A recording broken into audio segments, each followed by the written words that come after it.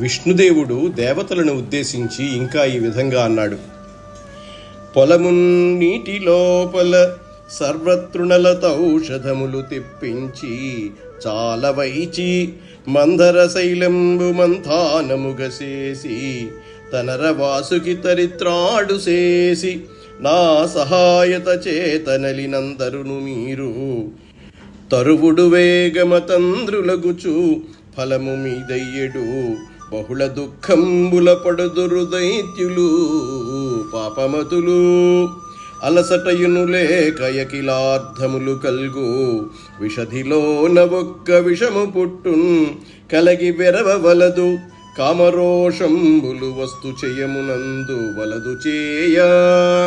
మీరందరూ పాలసముద్రంలో పలు విధాలైన తృణాలను, మొక్కలను, తీగలను, ఔషధాలను విరివిగా తెప్పించి వేయండి. మందర పర్వతాన్ని కవ్వంగాను, సర్పరాజైన వాసుకుని కవ్వపు త్రాడుగాను చేసుకుని నా సహాయంతో జాగ్రత్తగా పాలకడిని చిలకండి. అందువల్ల మీకు ప్రయోజనం కలుగుతుంది. పాపాత్ములైన రాక్షసులు పలు కష్టాల పాలవుతారు. అన్ని సంపదలు మీకు లభిస్తాయి. ఆ సముద్రంలో ఒక విషం పుట్టుతుంది.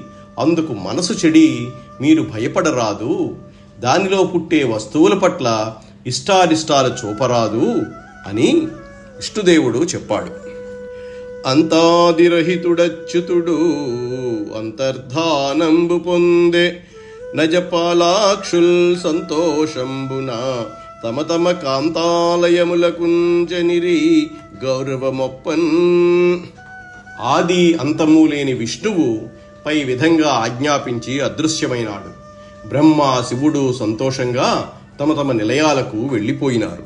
దేవతలు యుద్ధం మాట వదిలి రాక్షసుల రాజైన బలిచక్రవర్తి పట్ల స్నేహాన్ని, భక్తిని కనపరిచారు.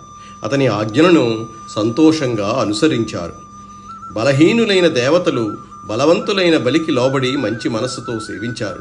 అట్లుండగా దేవతలను రాక్షసులు కక్షతో చంపివేయాలనుకున్నారు.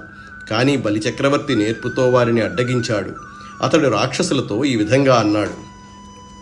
పగవారు శరణు చొచ్చిన మగతనములు నిరపతగునే మగవారులకున్ తగు సమయము మెరుగవలదే మగటిమి పాటింపవలదా మర్చులతోడన్. శత్రువులు వెరచి శరణు వేడినప్పుడు పరాక్రమవంతులు తమ పౌరుషాన్ని చూపరాదు, సమయాన్ని గమనించాలి. అందుచేత మీరు దేవతలపై మీ బాహుబలాన్ని ప్రకటించరాదు అని బలిచక్రవర్తి రాక్షసులతో చెప్పాడు.